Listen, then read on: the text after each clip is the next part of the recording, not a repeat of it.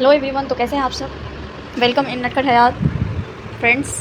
आप लोग का 4th बीपीएससी क्लास में स्वागत है। मैं बीच में क्लास को कंटिन्यू नहीं कर सकी थी किसी अर्जेंट काम की वजह से। सो फ्रेंड्स, मेरा इरादा किसी का दिल को ठेस पहुंचाना नहीं है, बल्कि आप लोगों तक ये पीडीएफ को पहुंचाना है, ताकि आप लोग इस वीडियो के सहारे कुछ सीख सके और आप लोगों के एग्ज़ाम में कुछ काम आए। तो फ्रेंड्स, बिना देरी किए हम लोग करते हैं होम रूलिंग आंदोलन। प्रथम विश्व युद्ध के दौरान भारत में लोकमान्य तिलक तथा एनी बेसेंट द्वारा स्थापित होम रूल लीग एक महत्वपूर्ण राष्ट्रवादी प्रतिक्रिया थी। प्रथम विश्व युद्ध के प्रारंभ होने पर ब्रिटिश सरकार ने भारत को भी युद्ध में सम्मिलित कर लिया। ब्रिटेन ने बिना भारतीयों की अनुमति के भारतीय जनशक्ति तथा संसाधनों युद्ध में व्यापक प्रयोग किया। इससे भारत पर राष्ट्रीय ऋण में 30% यानी कि 30% की बढ़ोतरी हो गई, जिससे भारतीय जनता के कष्टों में अपार वृद्धि हुई। इन सब का भारतीय राष्ट्रीय आंदोलन पर बहुआयामी प्रभाव पड़ा। प्रारंभ में भारतीय राष्ट्रीय नेताओं में ब्रिटेन के युद्ध प्रस्तावों का स्वागत किया और उसे व्यापक समर्थन दिया। ऐसा इस उद्देश्य से किया गया कि ब्रिटिश सरकार इस वफादारी के पुरस्कार स्वरूप उनके राजनीतिक सुधार की मांग को पूरा करेगी। ब्रिटिश सरकार ने यह घोषणा की कि ब्रिटेन का लक्ष्य भारत में शून्य उत्तरदायी सरकार की स्थापना करना है। लेकिन युद्ध के बाद घोषित सुधारों से नेताओं और जनता को व्यापक निराश हुई। इससे राष्ट्रीय आंदोलन में व्यापक प्रगति हुई। होम रूल आंदोलन का जन्म। प्रथम विश्व युद्ध ने होम रूल आंदोलन के जन्म और विस्तार में महत्वपूर्ण योगदान दिया। भारतीय नेताओं के सामने यह स्पष्ट होता जा रहा था कि सरकार तब तक कोई वास्तविक अधिकार नहीं देगी जब तक कि एक वास्तविक राजनीतिक आंदोलन के माध्यम से उसके ऊपर जनता का दबाव न डाला जाए।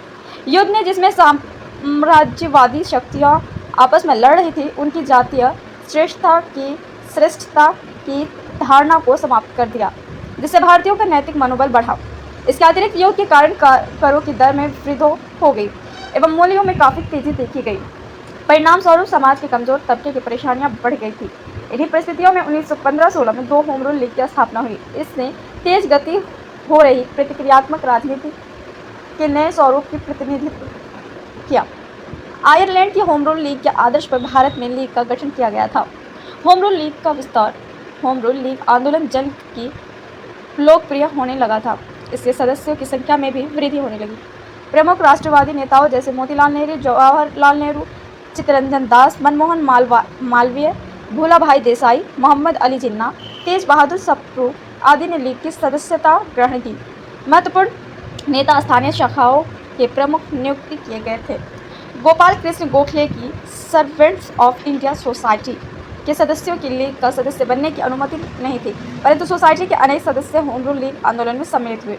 यद्यपि होम रूल लीग का विस्तार धीमी गति से हुआ, तथापि यह भारतीयों में राजनीतिक चेतना जागृत करने में तत्कालीन सभी आंदोलनों से कहीं आगे निकल गया। इस आंदोलन का विस्तार सिंध जैसे राजनीतिक रूप से पिछड़े क्षेत्रों में भी हुआ। लीग का विस्तार कुछ विशेष उच्च वर्गों तक ही सीमित रहा। अधिकतर आंग्लन भारतीय, बहुसंख्यक मुसलमान तथा दक्षिण भारत की गैर ब्राह्मण जातियाँ इस आंदोलन से परे रहे, क्योंकि उन्हें डर था कि इस आंदोलन द्वारा हिंदुओं विशेषता उच्च जाति के लोगों को शासन प्रदान किया जाएगा।